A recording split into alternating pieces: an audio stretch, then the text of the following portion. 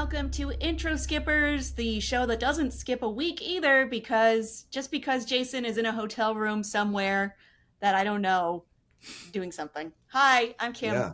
Hi, I'm Jason. So you said a double tree? I'm in a DoubleTree right now. Yeah. In what city? In Madison, Wisconsin. Okay, I thought you were in the South, but you are actually quite north. I'm in the Midwest. I was in Missouri and Illinois, and I'm going to be in Iowa later. And right now I'm in Wisconsin. And then I'm going to be in Wisconsin again. It's funny that Wisconsin is considered Midwest, though I would consider it one of the northernmost states. Yeah. Although I'm in the southernish part of it. Mm. So I don't know. Yeah, it's considered the Midwest. Yeah, I know. I'm always confused by that. Someone told me before, Texas isn't the South, and I'm like, it's literally on a compass map, south. What are you talking about? And they're like, no, vibes. And I was like, I'm not talking about vibes. I'm talking about geography. Vibes. But Texas is its own thing. Okay. It's the South technically, but it's also its own. I mean, it was its own, the Lone Star Republic. It was its own country at one point. Yes. However, I was talking about geography. Okay, then geographically, Texas is in the South. You are correct. Okay. But check this out. But as far as what's considered the South, Florida, only the north part of Florida is considered the South. The southern part of Florida is not considered the South. The southern part is Cuba. What? Why? I couldn't tell you. But once you go south of Jacksonville, you're not in the South anymore, apparently. Oh my God. That could be a whole other episode. But that's not what this show is. No, this show isn't about angering me specifically. Right. Well, I mean, sometimes I feel like it is, but okay, well, today, speaking of me being a little angry, we are doing weapons, and you told me this was streaming, and I looked it up, and it isn't streaming, it's on demand. However, it will be streaming on HBO Max on the 24th, which is Friday. Okay. But you meant on demand. Yeah. I watched it on demand. I rented it. That is true. But if this is coming out on a Tuesday, the 21st, if it's going to be on HBO Max on Friday. So wait till Friday, y'all. But I mean, speaking of annoying semantics that don't make sense, that's kind of where I draw the line. When you say something is streaming, I assume it means it's included with a streaming service. Okay. But, technically it is streaming. So I'm being a hypocrite if you think about my geography caveats. Right. So if technically Texas is in the South, technically Weapons is streaming. Yes. All technicalities, and everyone knows that the best way to be right is through a technicality. Absolutely. Everyone loves that. Oh, geez. Can we just say we're even? Yeah. All right. Okay, fair enough. So I wanted you, because I don't know about hotel chains. You said you were in the DoubleTree, and I said, Is that good? And you went, yeah, it's good. And I went, okay. And then you went, it's a Hilton property. And I went, what does that mean? Well, I mean, I was like, yeah, it's good. I wasn't like, yeah, it's good. I'd be like, yeah, it's good. Look, when you're a touring musician, if you stay at a DoubleTree, you're doing all right. Okay. So the fact that we're at... What is it if you're doing bad? Motel 6, you're bad. Okay. Or like... And you should feel bad. Or the Knights Inn, with a Knight. Being a fan of fantasy, you would think, ooh, the Knights Inn. No, not... Sorry, Knights Inn. Sorry. Knights Inn, Red Roof Inn, those are kind of lower tier. Let's just put it that way. I'm not here to like bust on brands or anything, but okay. You wanted me to rank them. We're the hard hitting. We're known for our hard hitting. You better not say journalism. Okay. I said criticisms. We're known for our hard hitting criticisms of things. I mean, really, we're not. But yeah, DoubleTree's good. What's the best one? Oh, like, Four Seasons. Oh, that makes sense, actually. Yeah. Something like that. Okay. Yeah. See, I don't know because I typically don't stay in like chain hotels. Like when I went to Vietnam, I went to all local one or two off hotels. Oh yeah. So, Hmm. I mean, that's just an example, but like I don't have any loyalty to any hotel chain, so I don't know. Yeah. Um, I don't necessarily have loyalty to any certain one, but I just know which ones are good and which ones are bad. But here's the thing, like you got to look at the individual ratings for that specific hotel because I've stayed at amazing Super 8s. I've stayed at Super 8s that are like ranked 9 out of 10. I've also stayed at like terrible Super 8s. I've stayed at really good Red Roof Inns. I've stayed at really bad Red Roof Inns. So the best thing to do is like look at their location and check out the reviews. Um, are Super 8 and Motel 6 the same thing? No, I don't know Are they why. related? I don't Or are they think just so. numbers? They're just numbers. Ah, the rule of Vietnamese restaurants applies. Mm-hmm. Got it. Mm-hmm.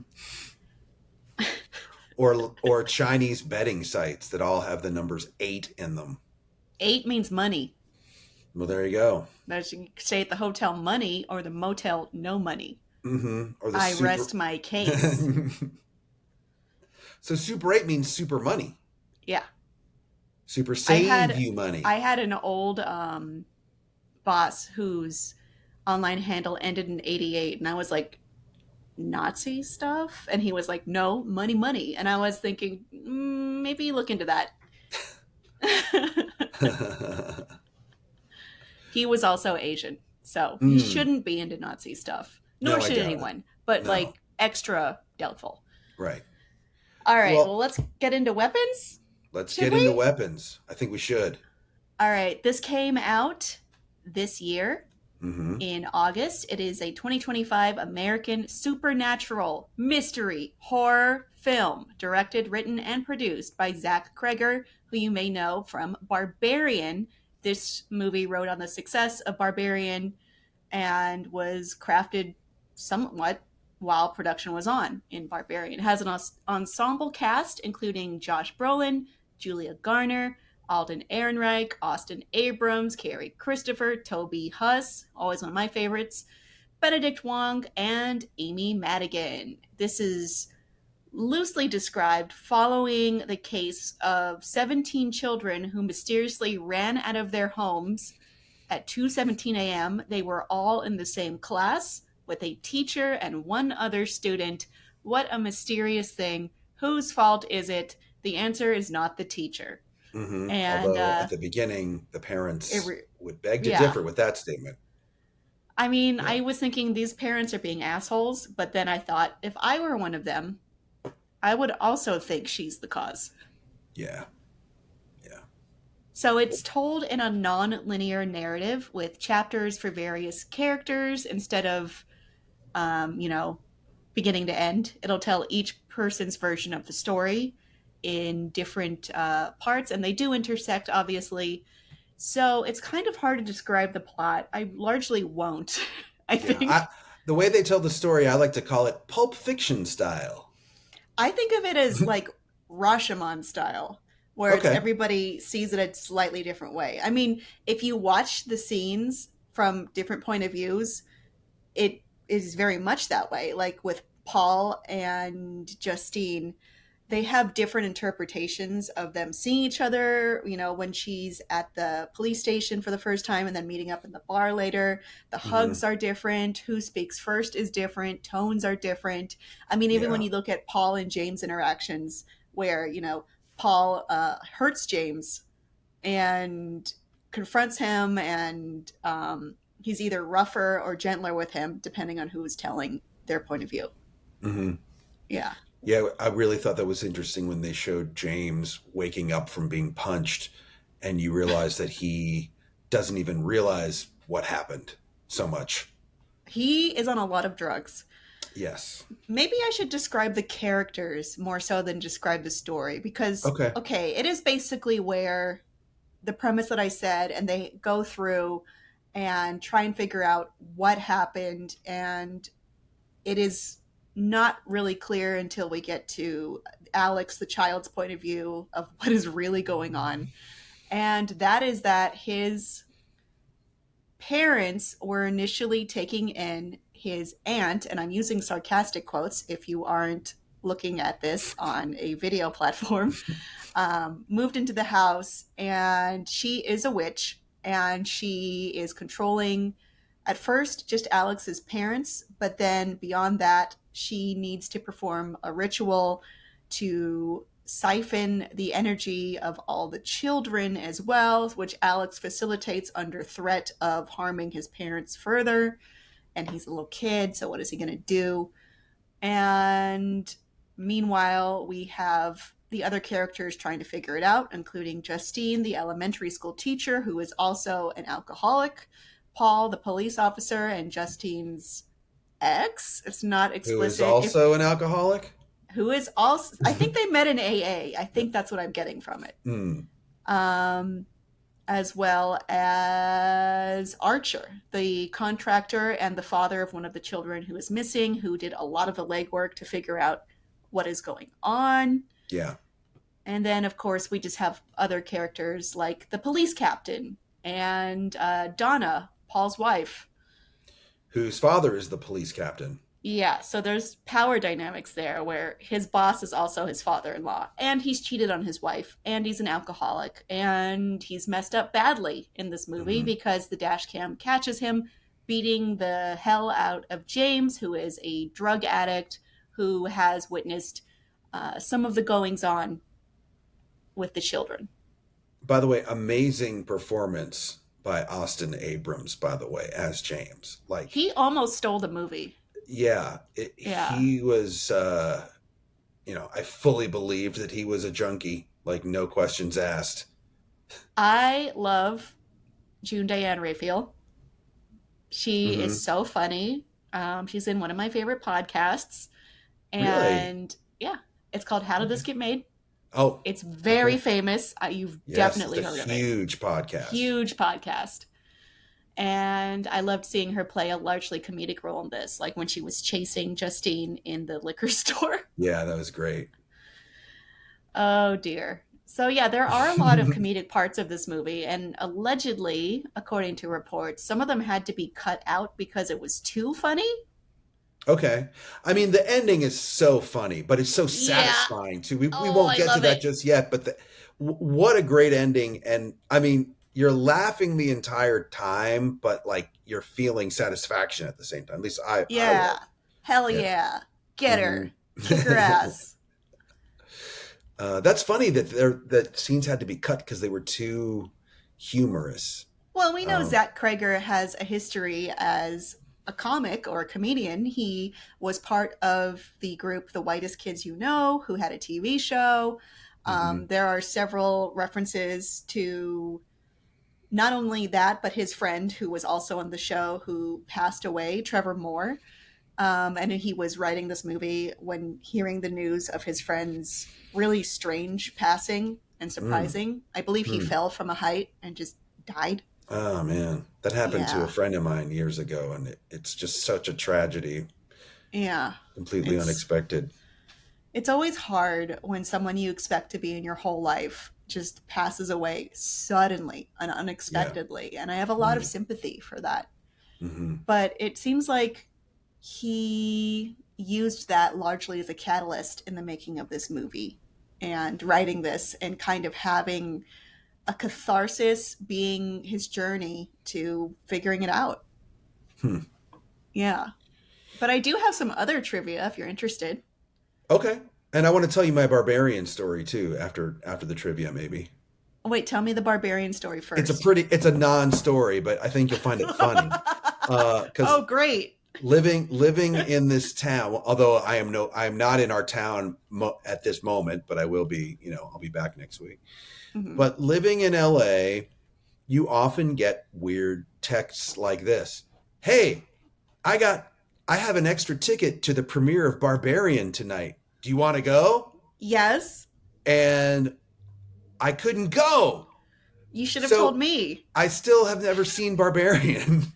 What? It's streaming. One of my influencer friends sent me, who you may or may not know. I don't know if you know this person or not, But yeah, I got this last minute text like at 4:00 that PM. the Barbarian premiere was like at 7, Okay, and that's could I too. go? And I've I done couldn't that to go. people too, actually, where I've been Yeah, like, "Hey, there's a red carpet tonight. Do you want to go?" And they're like, "I'm at work on the other side of town," yeah.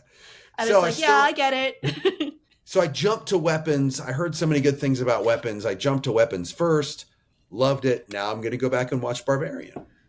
It's good. It's also not what you might expect. Okay. Yeah. Now let's get into the trivia.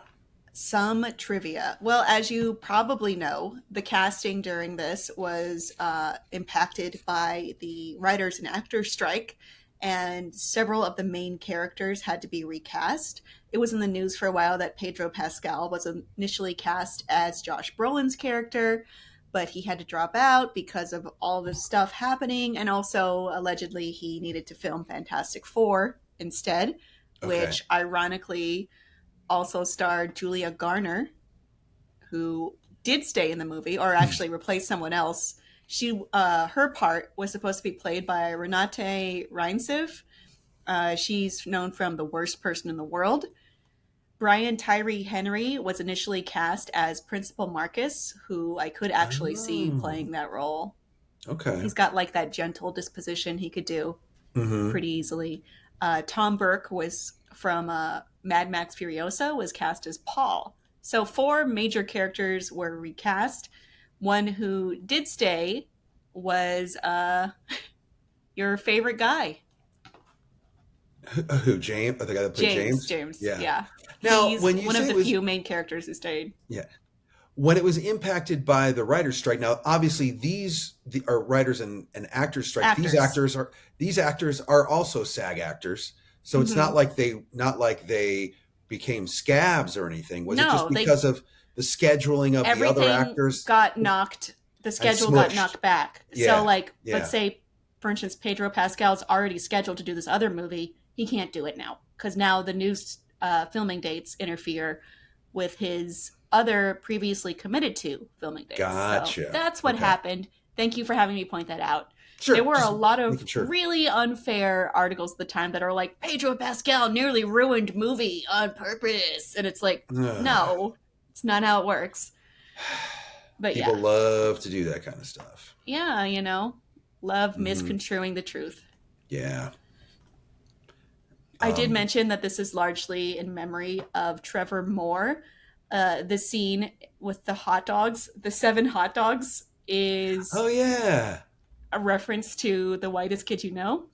It was a Okay. sketch that he was in about um, he had to say how many hot dogs he was eating a day to the doctor, and he said 7, and then the doctor was like obviously shocked because 7 is a weird number of hot dogs. I think way Yeah. too many hot dogs. Wait, a day, definitely. But even in one sitting or even in one Okay, day, for one meal, how many hot dogs is the right number of hot dogs? 2, in my opinion. Okay, Maybe 3 if that's too you're, many hot dogs. yeah, but 2. um, I only I have don't. hot dogs at barbecues and after concerts outside in LA from the street vendors. I'll only have hot dogs if there are Chicago dogs available, and then sometimes at Costco. You know, the official LA dog is a hot dog wrapped in bacon. That's Yeah, I've pretty good. never had that. You should try it. It seems like too much meat. I don't know. It's a It's weird pretty tick of good. mine where I don't like 2 meats in one sandwich. And I'm not going to argue Really? with you if hot dogs are a sandwich. We've moved on from that. We've healed. But I guess Yeah, I'm not subconsciously, bringing that part up. uh, I don't like more than one meat. So I don't like bacon cheeseburgers. I don't like cordon bleu. I don't I don't mess with that. I You don't even don't like mix your meats. No, I don't even like double patties of burgers. I think there should be one serving of meat and that's it. Wow. Okay. Yeah. I love double patties.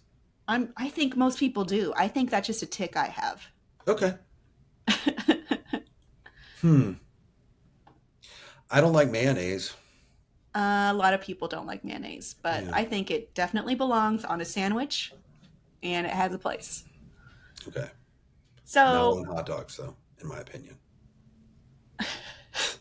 okay. Just like corn doesn't belong on pizza.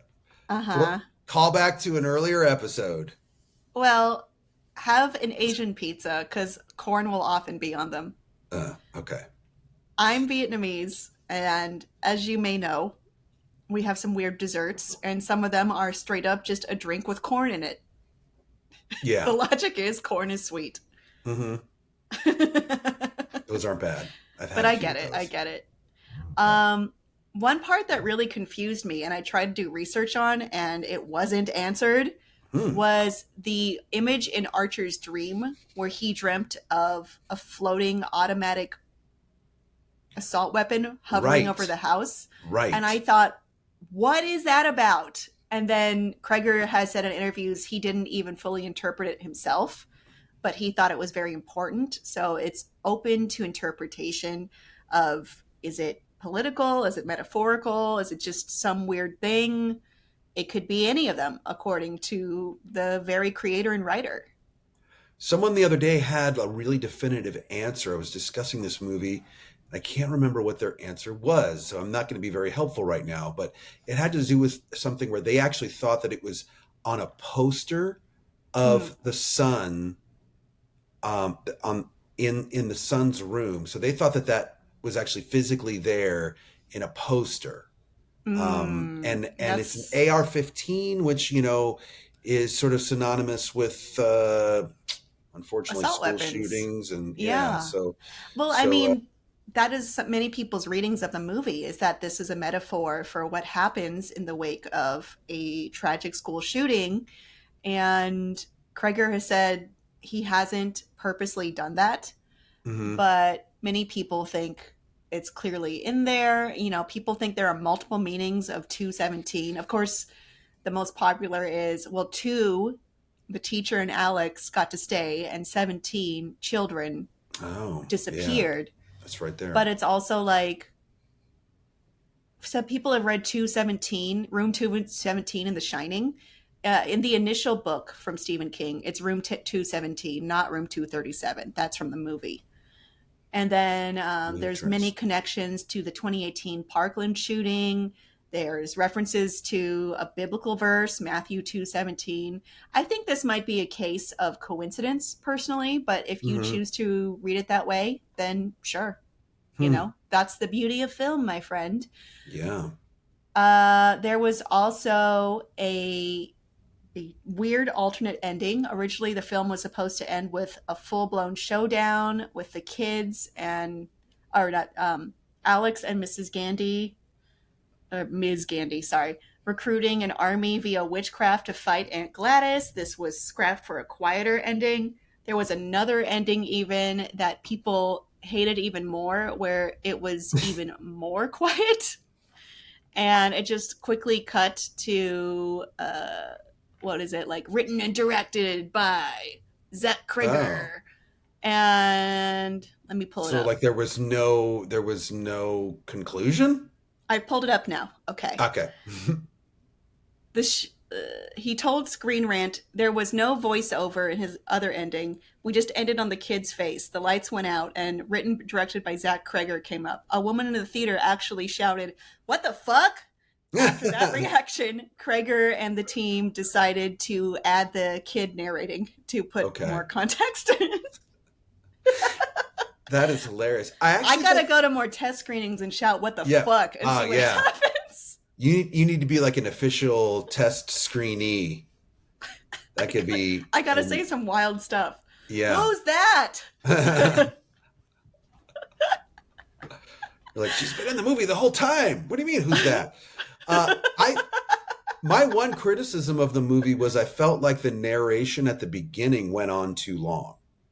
I get it. Yeah. There was a I little bit thought the too much narration, context given, and like I didn't need that much exposition at the very yeah, I beginning. thought it was a little too handholdy, which Hmm. probably is a result to that test screen. What the Right. fuck? And he was like, I'll tell you what. And writing Hmm. all this dialogue down. Um, let's see. There is a theory that Gladys's brooch indicates her power levels. She has a pin of a flower. Okay. And when it's closed, it means she's weak. When it's open, it means she's strong. And when it's in the middle, it means she's like transitioning. Okay. People do think the iconic running Yeah.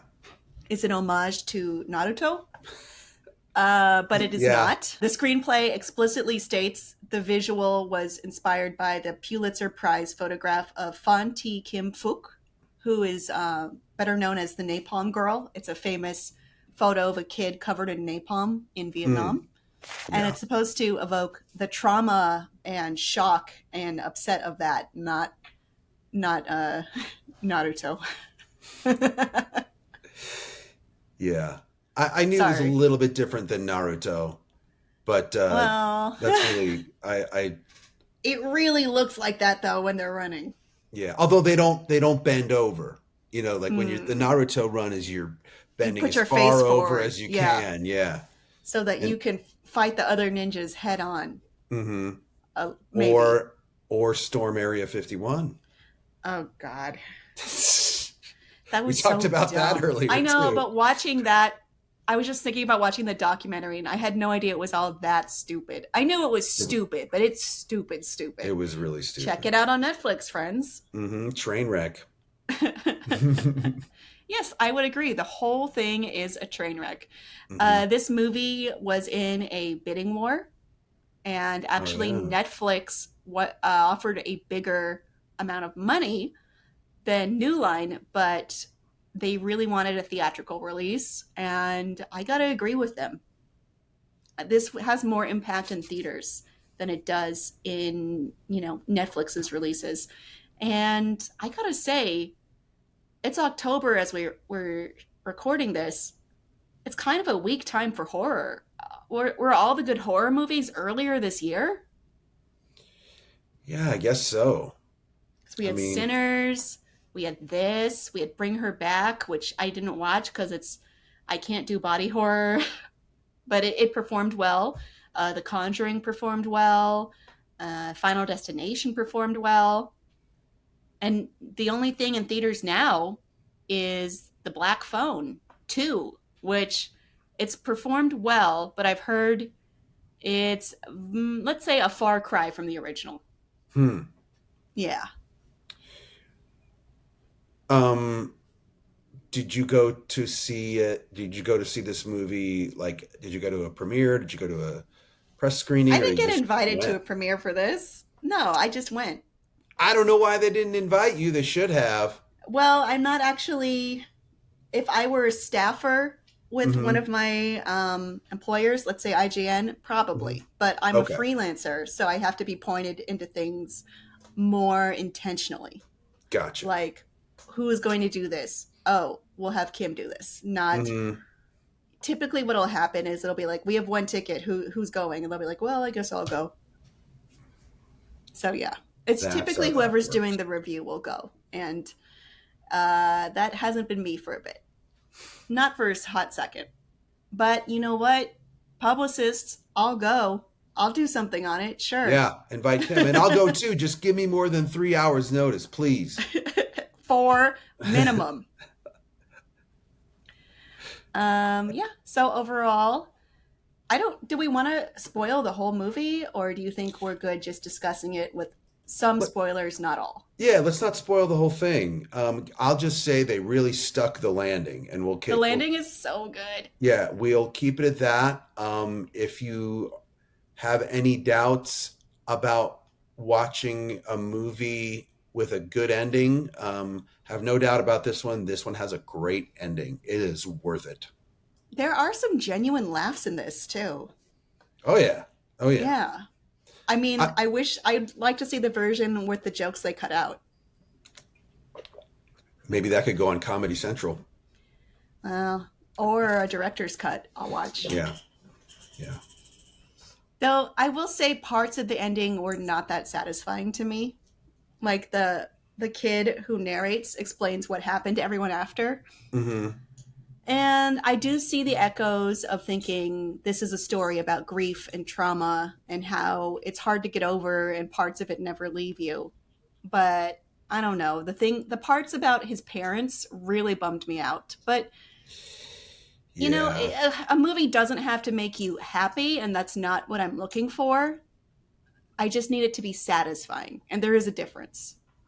Yeah, I would have liked that. I would have liked for the parents to sort of have snapped out of it, so to speak, and have a little Or bit more. just something other than an eternal limbo, you know? Yeah. Yeah. Some But I maybe needed to make a choice one way or another. the fact that they were saying that some of the children are even speaking again, I Hmm. looked at that as sort of the resilience of children and how Hmm. they can make it through a lot. That maybe that was a sort of commentary on that. Is the secret messaging there or the implied messaging there that adults cannot? Maybe. Well, if we look at this through the lens of this is a metaphor for grief or trauma, that's not a hopeful ending. I mean, No. maybe it is the glumness is supposed to be something that sticks with you, and my annoyance is part of the plan, not a flaw. Hmm. Yeah, it gives you a lot to think about. I mean, Yeah. there are so many parts of this movie that are open to interpretation. It's not necessarily something that is black and white, cut and dry by the end. Even Archer's relationship with his son, Hmm. some people are on the fence on was he abusing his son? Like, was he beating his son? Some people were like, oh, it's obvious he was beating up his kid. Others were like, no, I didn't see that at all. So yeah, there's a lot that they really walked the line here, and I appreciated that. When any piece of art leaves you thinking about it later, I think that's powerful. Or at least highly relatable. I mean, we talked about this previously when we were referring to K pop demon hunters, which is that different forms of trauma or story points, at least, are open to interpretation, where you can Mhm. read it as this is a response to mental health. This is a response to society. This is a response to homophobia. This is a response to whatever. Mhm. And you can put your own reading on that. Before we go, I would be remiss if I didn't mention how terrifying Benedict Wong looked I felt when, so bad for him because his character, Marcus, I thought about it, and he's one of the few characters in the movie who isn't really a gray character. He's just a good guy. yeah, And he was punished severely. yeah, I mean, a lot of the characters have their nuances of, well, they're good, but they're also kind of bad in this other way, you know? But hmm, with Marcus, Marcus was a good guy. He didn't do anything wrong. He didn't do anything mean or selfish or cruel. He seemed like he and his partner had a nice little life together. yep, So, yeah, eating hot dogs. that part, eating 7 hot dogs. How many is each of them eating? Who knows? I think that's too many hot dogs. Definitely. Okay, I guess that's where we have to leave it. Okay, 7 hot dogs, too many people. 7 is too many hot dogs. You should not be eating that much hot dogs, even with a partner. I think that's too many hot dogs. Yeah. You don't want to get gout, folks. That's what we're taking away from here. Oh man. All right, Weapons, great movie. Go stream it this Friday. You Or can if pay you for it now, Yeah, if which, you can't wait, if you hear this episode and you want to get it tonight, you can get it on demand, which is bro, technically just streaming. Boom. you it's included in the horizon. I don't know why you would. But you know what? If you want to, do it. I'm not going to stop you. It's your money. Weapons, good movie. Check it out. Jason also says Doubletree, good hotel. Check it out. Or Yeah. don't. Hey, listen, when you check in, they give you a free, warm chocolate chip cookie. Oh, they're the ones who do that. Yep. Okay, I've heard tell of a hotel chain doing that. I didn't look into it, and it's never happened to me. Well, I hope one day that it does. I mean, I've been to hotels where they give me a welcome drink.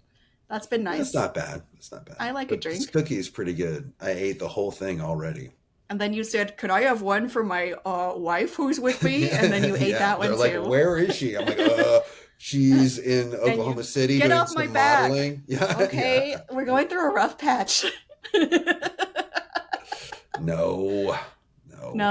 It's just me constructing a narrative to alienate the checker who doesn't really care.